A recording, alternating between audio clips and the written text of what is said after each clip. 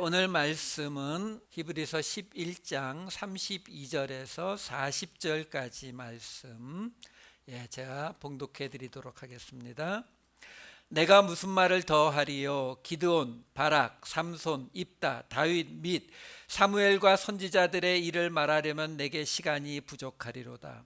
그들은 믿음으로 나라들을 이기기도 하며 의를 행하기도 하며 약속을 받기도 하며 사자들의 입을 막기도 하며 불의 세력을 멸하기도 하며 칼날을 피하기도 하며 연약한 가운데서 강하게 되기도 하며 전쟁에 용감하게 되어 이방 사람들의 진을 물리치기도 하며 여자들은 자기의 죽은 자들을 부활로 받아들이기도 하며 또 어떤 이들은 더 좋은 부활을 얻고자 하여 심한 고문을 받되 구차히 풀려나기를 원하지 아니하였으며 또 어떤 이들은 조롱과 채찍질 뿐 아니라 결박과 옥에 갇히는 시련도 받았으며 돌로 치는 것과 톱으로 켜는 것과 시험과 칼로 죽임을 당하고 양과 염소의 가죽을 입고 유리하여 궁핍과 환난과 학대를 받았으니 이런 사람은 세상이 감당하지 못하느니라.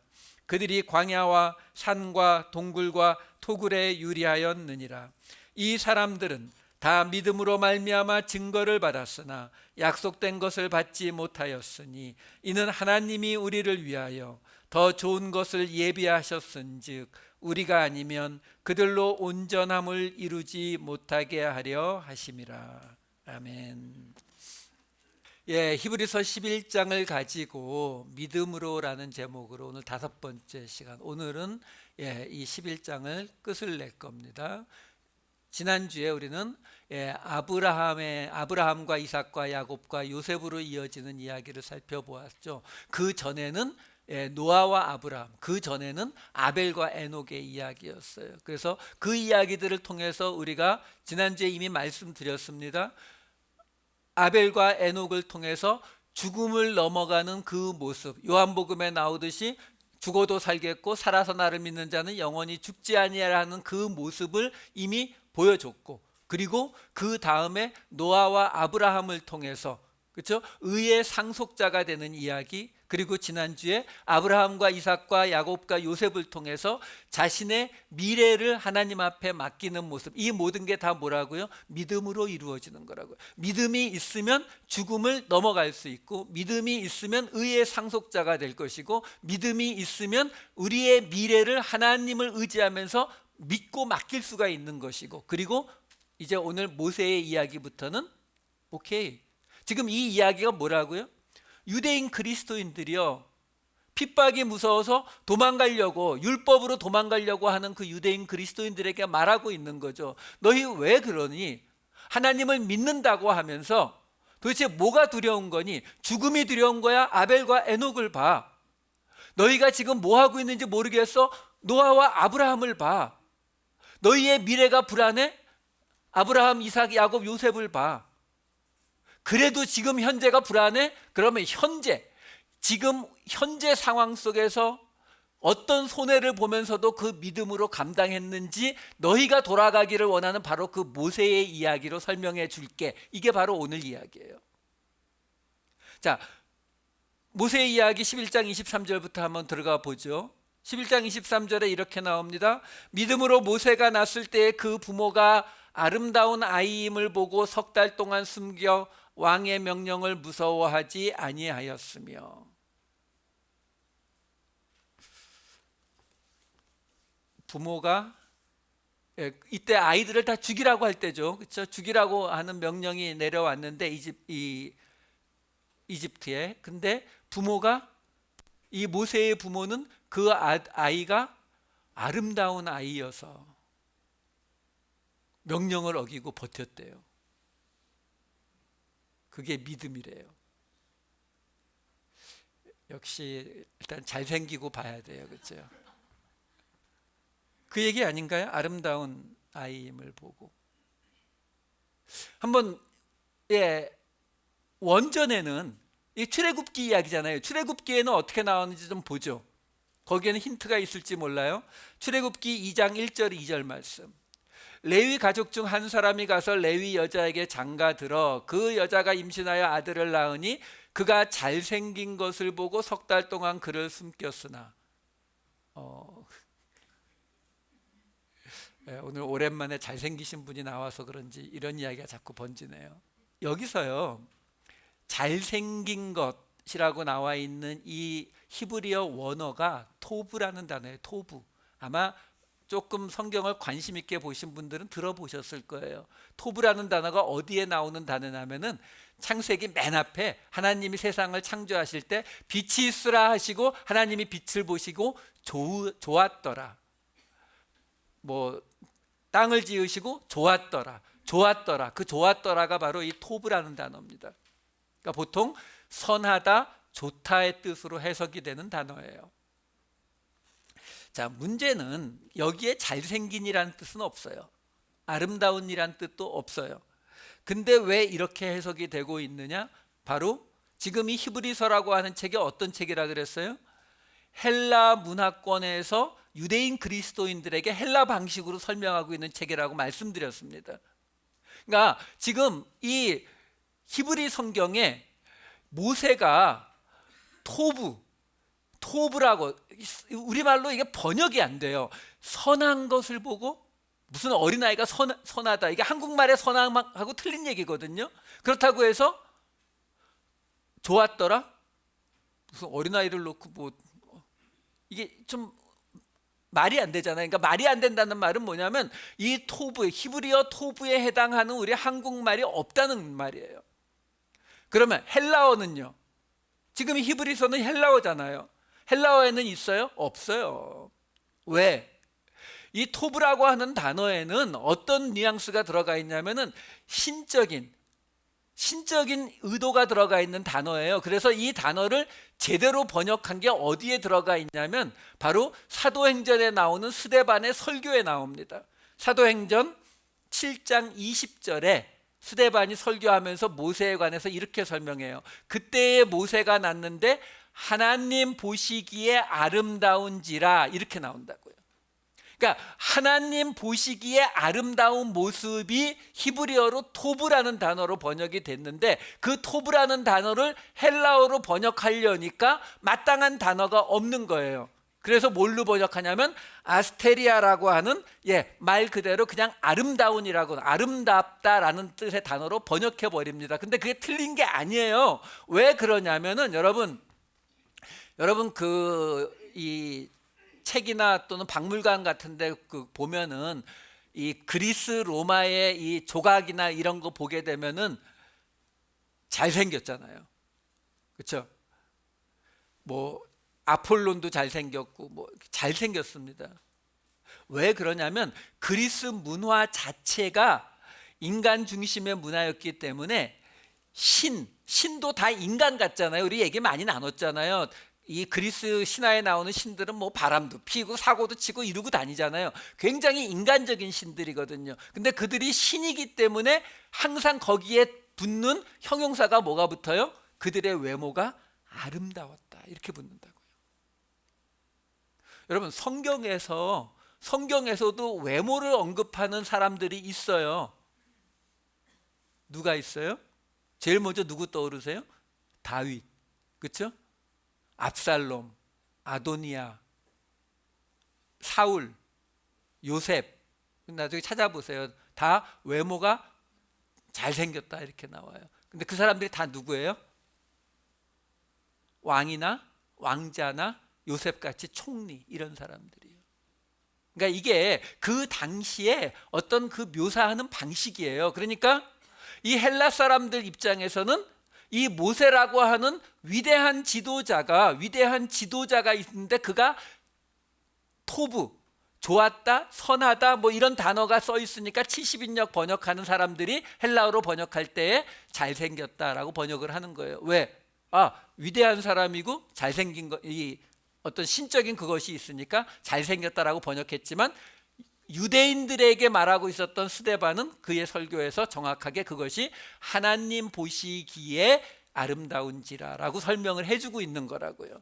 그러니까 모세라고 하는 사람이 하나님 보시기에 아름답다라는 것을 누가 알았다고요? 그 부모가요. 아까 그 출애굽기 2장 1절 2절 다시 볼까요? 거기 보면은 부모에 대해서 뭐라고 나와요? 레위 가족 중 한 사람이 가서 레위 여자에게 장가들었다라고 나오잖아요. 모세의 아버지는 아므람이고요, 어머니는 요게벳이에요. 이름 성경에 다 나오는 사람들입니다. 그리고 아시잖아요, 구약의 최고 인물 뽑아라 그러면 모세거든요. 저렇게 길게 쓰느니 그냥 모세의 아버지 아므람과 어머니 요게벳이 아들을 낳으니 이렇게 쓰면 되잖아요. 근데 굳이 이름은 안 쓰고 뭘 써요? 레위 사람이 레위 여자에게, 그러니까 레위 지파끼리 만나서 결혼해서 이 모세라는 아이가 나왔다라는 거죠. 우리가 그동안 민수기를 계속 살펴봤잖아요. 레위 지파는 지금으로 말하면 한마디로 뭐예요? 성직자 집안이에요. 성직자 집안이니까 하나님을 섬기는 자들끼리 만나서 아이를 낳았더니 그들이 그 아이가 하나님 보시기에 아름답다라는 걸 봤다라는 거죠. 그랬기 때문에 오늘 본문 처음 시작 23절이 믿음으로라는 거예요. 그들이 그 모세의 아름다움을 보고 그 왕을 두려워하지 않고 숨길 수 있었던 것은, 그들의 믿음은 어디에서 적용이 되고 있는 거냐면 그 아이를 하나님이 보시기에 아름다운 아이라는 것을 볼 수 있는 것이 믿음으로 이루어진 일이라는 거예요. 그러면 그 다음은 쉬운 거예요, 사실은요. 왜? 하나님이 간단한 이야기 아니에요? 지갑에, 여러분들이 지갑을 이렇게 테이블에 놓고 저쪽 가면은 옆에 있는 사람이 뭐라고 합니까? 지갑 저렇게 놔두면 안 돼. 그러면 뭐라고 대답하시겠어요? 걱정하지 마, 돈 없어. 그렇게 말씀하실 거 아니에요. 그러니까 테이블에 놓고 갈 수 있죠, 그렇죠? 근데 반대로 지금 지갑 안에 현금이 한 10,000불쯤 있다? 못 넣고 가죠. 갖고 있어야 되는 거죠. 마찬가지예요. 그 아이가 하나님이 보시기에 아름다운 아이라고 하는 것만 믿어지면, 그러면 임금이 협박을 하든 말든 버텨나갈 수가 있는 거라고요. 그래서 이 이야기가 첫 번째, 현실 속에서 믿음으로 무엇이 감당하느냐, 이 이야기의 첫 번째 케이스로 등장을 하는 거예요. 그 다음 24절부터 26절의 한 이야기예요. 24절부터 26절로 들어갑니다. 믿음으로 모세는 장성하여 바로의 공주의 아들이라 칭함받기를 거절하고 도리어 하나님의 백성과 함께 고난받기를 잠시 죄악의 낙을 누리는 것보다 더 좋아하고 그리스도를 위하여 받는 수모를 애굽의 모든 보화보다 더 큰 재물로 여겼으니 이는 상 주심을 바라봄이라. 자, 두 번째 케이스가 나오는데요. 여기 보시면 믿음으로 모세가 장성해서 바로의 공주의 아들이라 칭함받기를 거절하고, 지금 이 이야기들이 출애굽기에 나오는 이야기겠죠, 그렇죠? 본문이 좀 길지만 좀 봅시다. 출애굽기 2장 10절에서 15절 말씀. 자, 보시면은요, 아기가 자라매 바로의 딸에게 데려갔더니 그가 그의 아들이 됩니다. 모세가 그 공주의 아들이 됐어요. 자, 그 다음에 그의 이름을 모세라고 했고 물에서 건져냈고 11절에 그래서 이제 나오는 거예요. 모세가 장성한 후에 한 번은 자기 형제들에게 나아가서 그들이 고되게 노동하는 것을 보더니, 여기 지금 뭐가 특별한 게 하나 등장했어요. 뭐가 등장했냐면 모세가 지금 애굽의 왕족으로 자랐는데 장성하고 난 후에 히브리 사람들에게 나갔는데 그 히브리 사람들을 뭐라고 표현합니까? 형제라고 표현하고 있어요. 그래서 나가서 그들이 고되게 노동하는 것을 봤는데 어떤 사람이 때리는 걸 보고 그 애굽 사람을 쳐 죽여서 모래 속에 감췄다. 그 다음에 13절부터 보여주세요. 그 다음 날 또 나갔어요. 그냥 히브리 사람끼리 이번엔 싸우고 있어서 싸우지 말라, 왜 동포들끼리 싸우느냐라고 말했더니 그 사람이 뭐라고 하냐면 누가 너를 우리를 다스리는 자와 재판관으로 삼았느냐라고 하면서 내가 애굽 사람을 죽인 것처럼 나를 죽이려고 하느냐 하니까 모세가 두려워해서 일이 탈로 되었도다 하면서 바로가 이 일을 듣고 모세를 죽이고자 하여 찾는지라 모세는 도망갔다, 이 이야기예요. 자, 이게 제가 한 2년 전쯤에 출애굽기 강해할 때 설교를 했던 부분인데요. 다시 간단하게 설명해 드릴게요. 우선요, 이거 3,500년 전입니다. 3,500년 전에 왕족이 사람 하나 때려 죽였다고 바로가 그 왕자를 죽이겠다고 덤벼요? 그런 일 없어요, 여러분. 뭐 3,500년이 아니라 100년 전에만 해도 왕족이 민간인 하나 죽였다고 해서 무슨 일 안 생깁니다. 그러니까 여기서 지금 나오는 게 그런 이야기를 하고 있는 게 아니에요. 무슨 이야기냐면 지금요, 모세가 히브리 사람들을 형제라고 부르고 있어요. 근데 그 형제라고 부르는 그 히브리 사람들의 일에 개입을 했어요. 근데 개입했더니 히브리 사람이 뭐라고 말하냐면 내가 우리의 우두머리냐? 아르케라고 해요. 우두머리냐 아니면 재판관이냐? 너 상관없는데 왜 그래? 내가 지금 저 애굽 사람처럼 나도 죽이려고? 이러니까 탈로 되었도다. 일이 탈로 되었도다. 이게 자기가 살인을 저지른 게 탈로 되었다는 뜻이 아니에요. 다시 한번 이것도 스데반의 설명을 들어보지요. 사도행전 아까 봤던 그 7장에 여기서도 너무 기니까 제가 몇 군데만 볼게요. 7장 23절에 이렇게 돼요. 나이가 40이 되면, 모세가 40이 되었을 때 그 형제 이스라엘 자손을 돌볼 생각이 나더니, 그래서 나갔다가 애굽 사람 하나 때려 죽이고 그렇게 된 거예요. 그리고 다음에 나오는 25절 말씀이 뭐냐면 그 애굽 사람을 때려 죽이면 모세가 어떻게 생각했냐면 그는 그의 형제들 히브리 사람들이 하나님께서 자기 모세의 손을 통하여 구원해 주시는 것을 깨달으리라고 생각하였으나 그들이 깨닫지 못하였더라. 다시 말해서요, 모세가, 어떤 분들은 모세가 승질이 급해가지고 반석에서 물을 낼 때도 지팡이로 여러 번 쳐갖고 하나님한테 혼난 것처럼 여기서도 승질이 못 돼가지고 그 애굽 사람을 때려 죽인 거다, 이렇게 설명을 하는데 아니요, 그렇지 않아요. 모세는 정확하게 지금 계산해서 그 히브리 형제들에게 자신이 구원자로서 인정받을 것을 생각하고 한 행동이라고요. 그러니까 구원자로서 인정을 받으면 어떻게 돼요? 그 수백만 명의 히브리인들이 내 지지자가 되는 거잖아요. 그러니까 거기에서 그 다음날 나갔을 때 히브리 사람들끼리 싸우고 있을 때 모세가 너희들 왜 동포끼리 싸우느냐라고 말을 할 때에 그 히브리 사람들이 모세 선생님 오셨네요. 예, 선생님 말대로 우리가 더 이상 싸우지 않겠습니다. 이렇게 대답하기를 모세가 기대했던 거잖아요. 왜? 자기가 그 히브리 사람들의 지도자가 되기를 원했던 거니까요. 구원자가 되기를 원했던 거니까. 근데 그 히브리 사람이 네가 우리 지도자야? 재판관이야? 이러고 나왔거든요. 그러니까 뭐가 탈로 났다고요? 히브리 사람들 편에 서서 반역하려고 한 것이 탈로가 나니까 도망간 거예요. 그러니까 바로가 곧장 죽이려고 한 거고요. 그 이야기가 지금 히브리서에 나오는 이야기예요. 자, 히브리서 11장 24절부터 26절 좀 다시 보여주세요. 그래서 모세가 바로의 공주의 아들이라 칭함받기를 거절하고 하나님의 백성 히브리 사람들과 함께 고난받기를 죄악의 낙을 누리는 것보다 더 좋아했다라는 이 말이 바로 모세가 더 이상 그 애굽의 왕자의 자리에 있으려고 한 것이 아니라 바로 이 히브리 사람들의 지도자의 자리로 가려고 이미 믿음으로 결정했다라고 이 히브리서 기자가 말해주고 있는 거예요. 자, 그 다음에 따라오는 말은 조금 어렵습니다. 그리스도를 위하여 받는 수모를 애굽의 모든 보화보다 더 큰 재물로 여겼으니 이는 상주심을 바라봄이라. 그리스도를 위하여요? 예수님 오시기 1500년 전인데요. 이게 번역이 잘못돼서 그래요. 이 그리스도를 위하여라고 번역이 되어 있는 이 부분의 헬라어가 그냥 to 크리스토예요. 소유격이에요. 그냥 그리스도의예요. 의.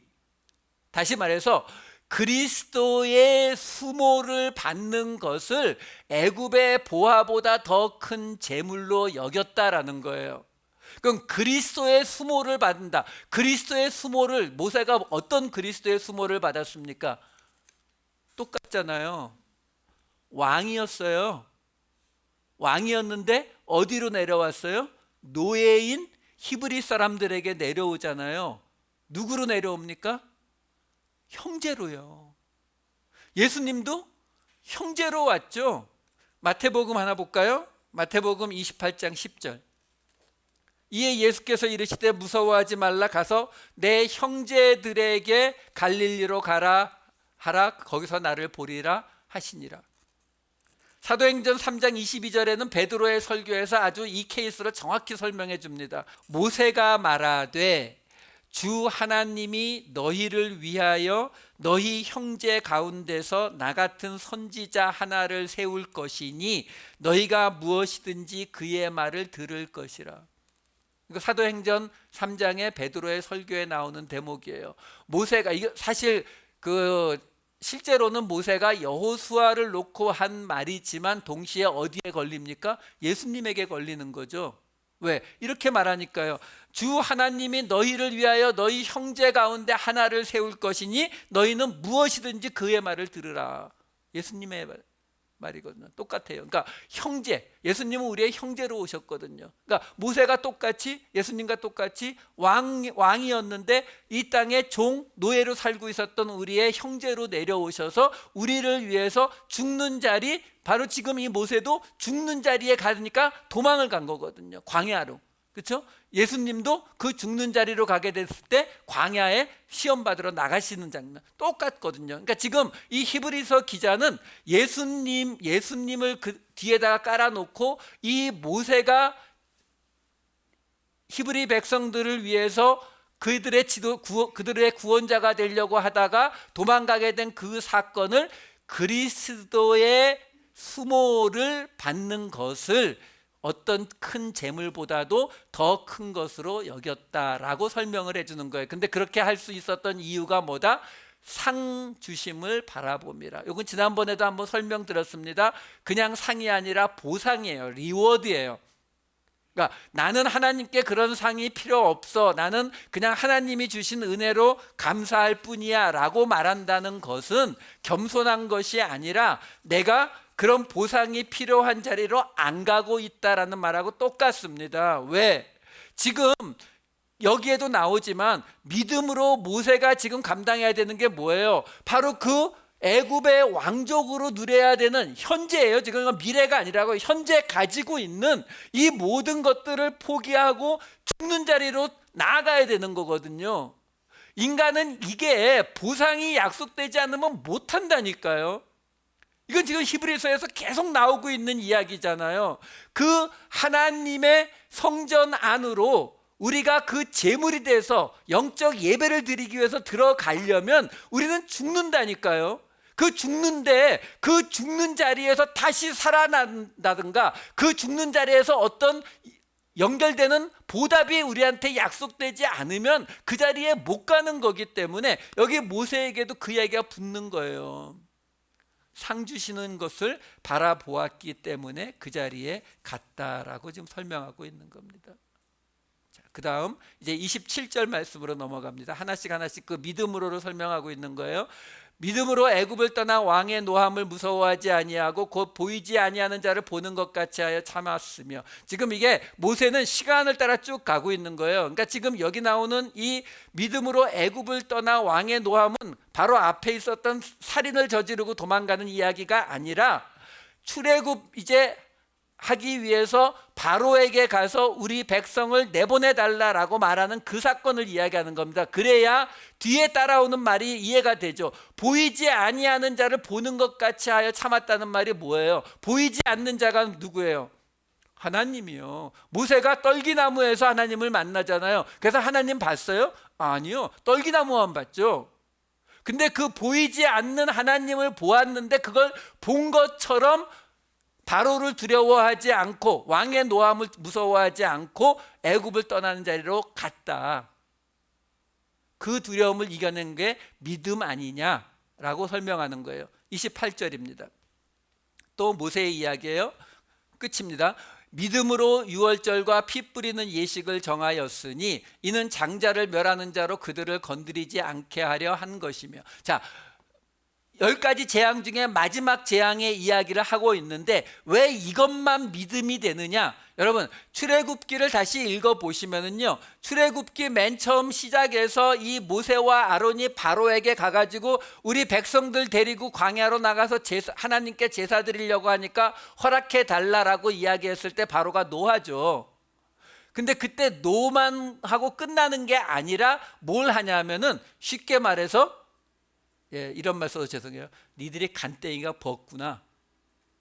저 지푸라기 주지 말고 지푸라기까지 자기들이 다 찾아서 일하라, 벽돌 만들라 그래. 그래서 일이 더 많아져 가지고 이스라엘 백성들이 모세와 아론을 원망합니다. 그리고 나서 하나님께서 이제 모세와 아론을 바로에게 그 10가지 재앙을 계속 보내서 바로에게 경고하시는 이야기가 이어지거든요. 차이점이 뭐냐면, 생각해 보세요. 지금 맨 처음에 가서 이야기했다가 도리어 노역이 더 심해졌거든요. 손해봤다고요, 사람들이. 그래서 모세와 아론을 원망했다니까요. 그 원망한 상태에서 첫 번째 가가지고 강물을 피로 만들었어요. 근데 바로는 노했어요. 이스라엘 백성들을 쭉 끌고 가서 봐라, 강물을 피로 쫙 만들었지. 근데 바로가 노해요. 그러면 이스라엘 백성들 반응이 어떻게 되겠어요? 뭐야, 그렇죠? 그 다음에 뭐 개구리, 뭐 메뚜기 계속 나오잖아요. 여러분 출애굽기를 읽어보시면 거기에 이스라엘 백성들은 전혀 언급되지 않습니다. 그냥 모세와 아론이 바로하고 그냥 계속 1대1로 계속 이야기하고 있는 것 뿐이에요. 그러다가 맨 마지막 10번째 재앙에 가서 그때 드디어 모세와 아론이 이스라엘 자손들에게 이야기합니다. 이건 이제 실제적인 피해가 오는 거예요. 그들에게. 왜? 양 잡아야죠. 그리고 있는 거 다 팔아가지고 떠날 준비 다 해야 되는 거잖아요. 근데 그러고 딱 준비했는데 그 다음날 아무 일 안 일어나고 바로가 너 못 가. 이렇게 되면 어떻게 돼요? 그냥 모세는 끝인 거죠. 그래서 이 사건이 믿음으로라는 타이틀을 달게 되는 거예요. 자, 여기까지가 모세의 이야기고요. 그리고 나서 믿음으로가 세 개가 더 남았어요. 이스라엘 백성들에 해당되는 게 2개, 그리고 기생 라합에 관한 거 하나. 빨리 봅시다. 11장 29절에서 31절. 믿음으로 그들은 홍해를 육지같이 건넜으나 애굽 사람들은 이것을 시험하다가 빠져 죽었으며 바다가 갈라지고 그 사이로 지나갔다. 여러분 같으면 지나가시겠어요? 우리는 잘 몰라요. 어떤 모습으로 바다가 갈라졌는지. 그냥 옛날에 봤던 10개 영화를 보면은 이렇게 양쪽으로 바다가 이렇게 있잖아요. 그렇죠? 요즘 나온 그 디즈니에서 나온 만화 영화, 디즈니인가 이거 만화 영화를 보면은 그 가운데 걸어갈 때 이쪽에 막 고래도 다니고 막 이러잖아요. 여러분 같으면 거기 지나가겠냐고요. 그거 쏟아지면 그냥 죽는 건데요. 믿음으로라고. 그리고 7일 동안 여호수아서에 나오는 여리고성을 7일 동안 돈 거 믿음으로라고 설명해 주는 거예요. 그 결론은 맨 끝에 가 있어요. 믿음으로 기생 라합은 어떻게 됐다고요? 순종했다라고 나오죠. 순종하지 아니한 자와 함께 멸망하지 아니하였다. 순종했다. 다시 말해서 지금 이스라엘 백성들과 기생 라합은 순종했다. 믿음으로. 그러니까 지금 이 모든 것들은 지금 계속 그 유대인 그리스도인들에게 던지고 있는 이야기인 거예요. 자, 너희가 지금 돌아가겠다고 하는 모세, 그 모세를 봐. 그 모세는 도리어 너희는 지금 예수 그리스도를 통한 그 구원이 눈에 보이지 않는다고 자꾸 돌아가겠다 하는데, 모세는 보이지 않는 것을 보는 것처럼 하면서 그 모든 일들을 감당해 내든 거 못 봤어? 이야기하면서 그것뿐만이 아니지, 모세는 그래 유명하고 위대한 사람이었다고 쳐. 그냥 평범한 이스라엘 백성들도 그랬고, 그리고 이방인에다가 여기 기생이라고 나온 건 창녀예요. 창녀 같은 라합까지도 그 말씀에 순종해서 믿음으로 가지 않느냐. 근데 너희는 도대체 뭐 하는 거니? 이 말하고 있는 거예요. 자, 그러면서 이제 오늘 읽은 본문으로 들어가는 겁니다. 간단하게 설명해 드려요. 11장 32절에서 뭐라고 나옵니까? 내가 더 이상 무슨 말 하겠느냐. 기드온, 바락, 삼손, 입다, 다윗, 사무엘, 선지자, 내게 시간이 부족하리로다. 저도 맨날 시간이 부족해요. 왜? 할 얘기가 많아요. 지금 이 히브리서 기자가 너무나 와닿습니다. 시간이 부족하대요. 할 얘기 많다고. 아직도 많다. 너희들이 원한다면 얼마든지 더 이야기해 줄 수 있다라고 말하고 있는 거죠. 그러면서 그 다음에 33절부터 이렇게 이어집니다. 믿음으로 라고 하면서 나라를 이기고 의를 행하고 약속을 받고 사자의 입을 막고 불의 세력을 막고, 그 다음으로 계속 보여주세요. 35절부터 쭉 나오는 이야기를 보면은 앞부분에는 우리가 생각할 때에 좀 좋은 이야기들이 나와요. 믿음으로 이루어지는 어떤 성공의 케이스, 믿음으로 이루어지는 좋은 결과. 거기에 비해서 36장부터 보시게 되면은, 35장 후반부부터 보시게 되면은 심한 고문도 받고 풀려나기를 원하지 않고 결박과 옥에 갇히고 돌로 치고 톱으로 켜고 시험, 이런 학대들도 받았다라고 지금 말하고 있는 거예요. 뭘로요? 믿음으로요. 여러분, 우리가 여기서 분명히 아셔야 되는 게 하나 있는 게 뭐냐면, 믿음이라고 하는 것이 도깨비 방망이 아닙니다. 내가 원하는 어떤 것들을 이루어주는 것이 믿음이 아니라는 뜻이에요. 그 믿음의 결과는 어떤 때에는 지금 우리가 보는 것처럼 나라를 이기고 전쟁도 이기고 칼날도 피하고 불의 세력을 멸하고 이런 일만 벌어지면 얼마나 좋겠습니까? 근데 믿음으로 옥에 갇히고 조롱과 채찍질, 결박, 톱으로 키는 거 당하고 궁핍, 학대 당하는 것도 믿음이라고 설명을 해주고 있는 거예요. 그러니까 그 믿음이라고 하는 것의 그 결과를 보시면 안 돼요. 다시 말해서 쉽게 이렇게 말씀해 드릴게요. 암에 걸렸습니다. 말기암에 걸려서 지금 오늘 내일 하는데, 어떤 사람은 믿음으로 기도했는데 그 암이 나았어요. 어떤 사람은 믿음으로 기도했는데 그냥 죽었습니다. 그러면 나은 사람은 믿음이 있었고 죽은 사람은 믿음이 없었습니까? 아니요. 여러분, 우리가 성경을 볼 때, 하나님의 기준을 받아들일 때 우리가 가장 신경 써야 되는 게 뭐냐면, 기준이 어디에 있느냐예요.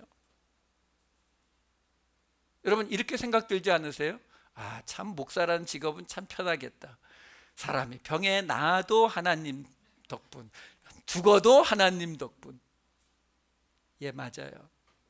근데요, 그게 왜 그렇게 받아들여지게 되느냐면은, 우리가 그 일들을 볼 때 내 기준으로 보고 있기 때문에 그래요. 내 기준으로 볼 때에 어떤 땐 기도하니까 암이 나았는데, 어떤 사람은 기도하니까 그냥 죽던데? 그럼 이게 뭐야? 뭐 이래도 좋고 저래도 좋고 무조건 뭐 하나님만 옳은 거야? 그래서 오늘의 이 이야기가 등장을 하는 거예요. 38절부터 40절까지를 설명해 드릴게요. 우선 38절은 이런 사람은 세상이 감당하지 못하느니라. 왜 세상이 이런 사람들을 감당을 못할까요? 그런 엄청난 고난 속에서도 꺾이지 않는 불굴의 의지를 갖고 있기 때문에요. 예, 우리 같은 사람은 그런 사람들을 못 따라가지만 세상에는 그런 사람들도 많습니다. 불굴의 의지를 가지고 끝까지 나아가는 그런 분들 많아요. 아니요, 세상이 감당하지 못한다는 이 말은요, 요한복음에서 예수님께서 설명해 주십니다. 요한복음 14장 17절. 그는 진리의 영이라 세상은 능히 그를 받지 못하나니. 무슨 이야기예요? 앞에 나왔던 그 믿음으로 이루어진 그 모든 일들을 행하시는 그 능력은 어디서 온다고요? 성령의 능력으로 오는 거란 말이에요. 성령의 능력으로 오는 그 일을 통해서, 자, 39절 40절 다시 보여주세요. 이 사람들은 다 믿음으로 말미암아 증거를 받았으나 약속된 것을 받지 못하였으니. 자, 여기서 이제 대답이 나오는 거예요. 무슨 이야기냐면, 이 사람들은 믿음으로 말미암아 증거를 받았습니다. 그 증거를 받았다는 게 뭐예요 도대체? 하나님을 기쁘시게 하는 증거라고 앞에서 나왔었죠. 근데 그냥 쉽게 설명해 드릴게요. 여러분, 지금 오늘 하나님의 증인이 되자라고 우리가 인사를 나눴다고요. 우리의 기준이 아니라 바로 그 하나님의 기준으로 이 일들을 한번 해석해 보세요. 지금 아브라함부터 많은 사람들의 이야기들이 나왔잖아요. 근데 그 사람들이 다 뭐라고요? 믿음으로 증거를 받았대요. 증거를. 무슨 이야기예요? 내가, 쉽게 말씀드려서, 내가 암에 걸렸는데 하나님 앞에 열심히 기도했더니 하나님이 암을 낫게 해주셨다 하면은 그게 뭐예요? 나한테 믿음의 증거가 되지 않겠습니까? 그렇죠? 믿음의 증거가 되잖아요. 예, 그래서 나는 믿음의 증거를 받았단 말이에요. 근데 약속된 것은 받지 못했대요. 그럼 약속된 게 뭐죠? 약속된 거 하나밖에 없어요. 예수 그리스도거든요. 근데 그러면 믿음의 증거를 받았는데 약속된 거를 받지 못했다. 이게 정확히 클리어하지가 않단 말이죠. 그 이야기가 이제 뒤에 따라오는 거예요. 이는 하고 설명해 주잖아요. 하나님이 우리를 위하여 더 좋은 것을 예비하셨대요. 우리를 위해서 더 좋은 걸 예비했는데 우리가 아니면 그들로 온전함을 이루지 못하게 하려 하심이라. 더 어렵네요. 그렇죠? 이게 지금 무슨 말이에요? 그냥 아브라함, 이삭, 야곱, 모세 쫙 나왔는데 이 사람들이 우리가 아니면 온전함을 이루지 못한다고요? 이게 정확히 무슨 뜻이 되는 거냐라는 거죠. 우리가 앞에서부터 쭉 살펴봤던 걸 기억하세요? 우리가 아벨부터 내려오는 것이 우리에게 뭐라고요? 상속자 기억하시죠? 상속자. 그렇죠? 그래서 제가 교회라고 하는 것은 옆으로만 지금 있는 사람들, 믿는 자들이 모인 게 교회가 아니라 위아래로도 아벨부터 쭉 내려오는 이 사람들이 모인 것도 교회라고 설명을 하는 것이다. 이렇게 제가 설명을 드렸잖아요. 그렇죠? 우리는 그 라인에 들어가 있는 상속자라고요. 우리가 믿음으로라는 말은요, 믿음으로라는 말은 바로 우리가 그 상속자 라인 안에 들어가 있다라는 것을 믿는 거란 말이에요. 하나님께서 이 땅에서 이루시기를 원하는 그 사람들, 그 일을 이루는 사람들의 라인에 우리가 들어가 있기 때문에 우리는 구원도 받는 것이고 우리는 성령도 받는 것이거든요. 그걸 우리가 믿는 것을 우리가 믿음으로라고 지금 여기서 설명을 하고 있는 거거든요. 자, 그런데 여러분, 우리가 하나 아셔야 되는 게 있어요. 뭐냐면 초대교회에서는 우리는 지금 예수를 믿지 않는 사람들은 당연히 구원을 못 받는다라고 생각을 하지요. 예, 맞아요. 근데 초대교회에서는 어떻게 생각했냐면 유대교를 믿는 그 유대인들이 분명히 예수에게로 돌아올 것이라고 생각을 했습니다. 이걸 사도 바울이 아주 간절하게 설명을 하거든요. 로마서 11장 30절에서 31절. 너희가 전에는 하나님께 순종하지 아니하더니 이스라엘이 순종하지 아니함으로 이제 긍휼을 입었는지라. 이와 같이 이 사람들이 순종하지 아니하니 이는 너희에게 베푸시는 긍휼로 이제 그들도 긍휼을 얻게 하려 하심이라. 참 성경은 읽어도 와닿지가 않아요. 그렇죠? 예, 그래서 쉬운 세 번역으로 준비했습니다. 세 번역 읽어드릴게요. 전에 하나님께 순종하지 않았던 여러분이 이제 이스라엘 사람의 불순종 때문에 하나님의 자비를 입게 되었습니다. 이와 같이 지금은 순종하지 않고 있는 이스라엘 사람들도 여러분이 받은 그 자비를 보고 회개하여 마침내 자비하심을 얻게 될 것입니다. 다시 말해서 지금 사도 바울이 무슨 이야기를 하고 있는 거냐면 유대인들이 하나님의 그 선택을 받은 자들인데 그들이 하나님을 순종하지 않고 하나님을 떠났기 때문에 하나님께서 그들을 깨닫게 하기 위해서 이방인들에게 은혜를 주셔서 그의 긍휼 안으로 불러주셨는데 그것과 똑같이 이제 그 이방인들로 인해서 그 자비를 보고 유대인들이 이 자비하심 예수 그리스도 안으로 들어오게 될 것이다 라는 사도 바울의 설명인 거예요. 그러니까 무슨 얘기냐면 하나님께서 구원하시기로 작정하신 당신의 그 사람들 안에는 두 그룹이 들어가 있다는 거예요. 한마디로 유대인 그룹 그리고 이방인 그리스도인 그룹 두 그룹이 있다라고 설명하고 있는 거예요. 그래서 요한계시록에 보면은 마지막 때에 하늘에서 내려오는 어린 양의 신부인 그 새 예루살렘을 설명할 때에 이렇게 설명합니다. 21장 9절 10절과 그리고 13절 읽어드릴게요. 일곱 대접을 가지고 마지막 일곱 재앙을 담은 일곱 천사 중 하나가 나와서 내게 말하여 이르되 이리 오라. 내가 신부 곧 어린 양의 아내를 내게 보이리라 하고 어린 양의 아내 예수님의 아내를 보여준다는 거예요. 그러면서 성령으로 나를 데리고 크고 높은 산으로 올라가 하나님께로부터 하늘에서 내려오는 거룩한 성 예루살렘을 보이니 그러니까 하늘에서 내려오는 거룩한 성 예루살렘 성이 예수 그리스도의 신부라는 거거든요. 근데 예수 그리스도의 신부가 누구였죠? 교회죠. 그렇죠? 근데 그 하늘에서 내려오는 예루살렘 성에 대해서 뭐라고 말하는지 12절 13절 말씀 볼게요. 크고, 그 예루살렘 성을 설명해 주는 거예요. 크고 높은 성곽이 있고 12문이 있는데, 문이 12개가 있는데 12천사가 있고, 그 문들 위에 이름을 썼으니 이스라엘 자손 12지파의 이름들이라. 그 새 예루살렘 성의 문에는 12문에 이스라엘 12지파의 이름이 쓰여져 있고, 그리고 동쪽에 세 문, 북쪽에 세 문, 남쪽에 세 문, 서쪽에 세 문이니 그 성의 성곽에는 12기초석이 있고 모퉁이 돌이 12개가 있는데 그 위에는 어린 양의 12사도의 12이름이 있더라. 그러니까 하늘에서 내려올 그 새 예루살렘 성은 뭘로 구성된다고요? 이스라엘의 12지파와 그리고 예수님의 12사도로 구성된다라고 하는 것이 이야기예요. 자, 그게 뭐라고요? 하늘에서 내려오는 새 예루살렘 성이요. 그게 뭐라고요? 어린 양의 신부요.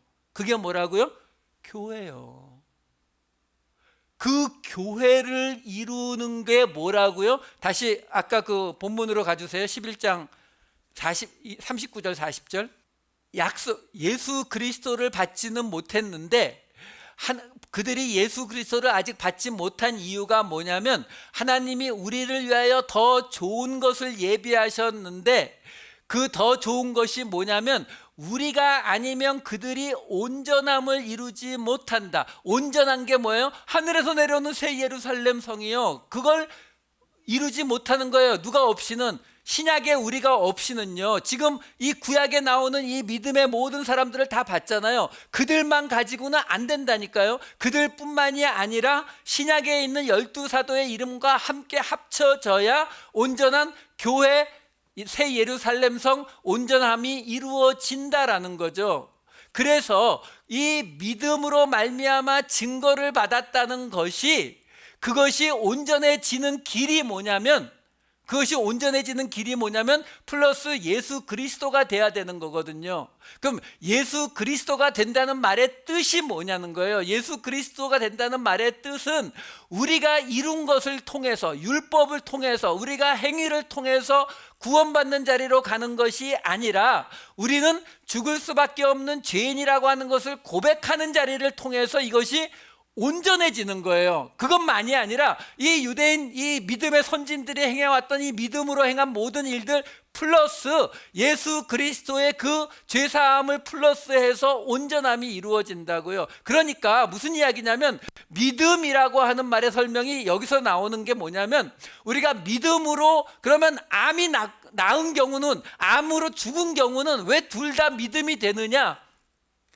교회의 관점에서 보면 되신다고요. 교회의 관점에서요. 왜? 쉽게 이렇게 말씀드릴게요. 어떤 분이 암에 걸렸어요. 기도해. 하나님께서 낫게 해주실 거야. 그럼 어떻게 해야 돼요? 누구 암에 걸렸다가 하나님께서 낫게 해주신 사람 끌고 와서 봐. 이 사람 하나님께서 암에 걸렸는데 낫게 해주신 증거를 갖고 있는 사람이야. 기도해. 근데 죽게 됐어요. 그럼 어떻게 해야 돼요? 가족 중에 암에 걸려서 기도했는데 죽은 사람 데리고 오는 거예요. 이분, 어머니가, 아내가, 자식이 암에 걸려서 하나님 앞에 기도했지만 돌아가셨어. 하지만 그 마지막까지 그가 하나님을 찬양하면서 돌아가셨어. 그 믿음의 증거를 갖고 계신 분이에요. 여러분, 내 개인으로 보면은 말장난 같아요. 이래도 좋고 저래도 좋고 설명하는 것 같지만, 하나님께서 온전히 만드시기를 원하시는 하나님의 나라, 예수 공동체, 교회, 새 예루살렘 성의 입장에서 보면은 이쪽도 이쪽도 다 필요하다니까요. 그렇기 때문에 하나님께서 어떤 사람은 믿음으로 그 어려움에서 벗어나는 일을 겪게 하시고, 어떤 사람은 믿음으로 그 어려움 속에서 그냥 견디는 힘을 갖게 하시는 이유가 거기에 있다고요. 그 모든 사람들이, 이 이야기 이제 끝났거든요. 그럼 12장 1절로 넘어가면 무슨 얘기 나온다고요? 이러므로 우리에게 구름같이 늘어선 허다한 증인들이 있으니, 그 증인들을 믿고 우리가 나갈 수 있게 되는 거예요.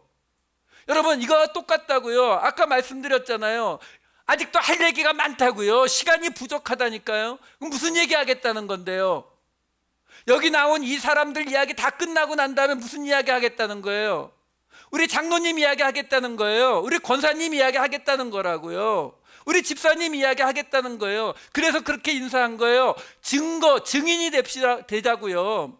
예수를 믿는다라고 하는 것은 하나님을 믿는 그 증거를 가진 사람들의 모임이 되는 거예요. 그러면 우리가 있는 그 곳에는 그 어떤 상황의 사람들이 와도 우리는 그들에게 하나님을 증거할 수 있는 거예요.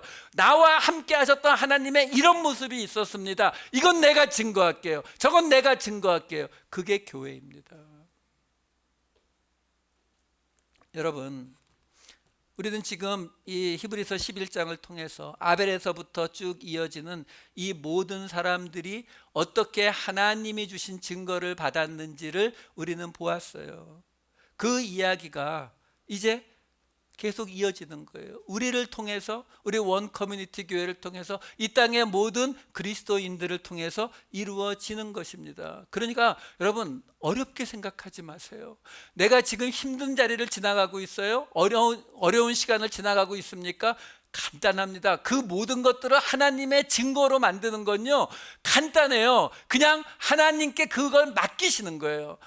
내 뜻대로 마옵시고 아버지의 뜻대로 하옵소서 하면은요, 그 결과가 어떻게 되든 상관없이 우리는 그것을 하나님을 향한 믿음의 증거가 될 수 있다라는 거예요.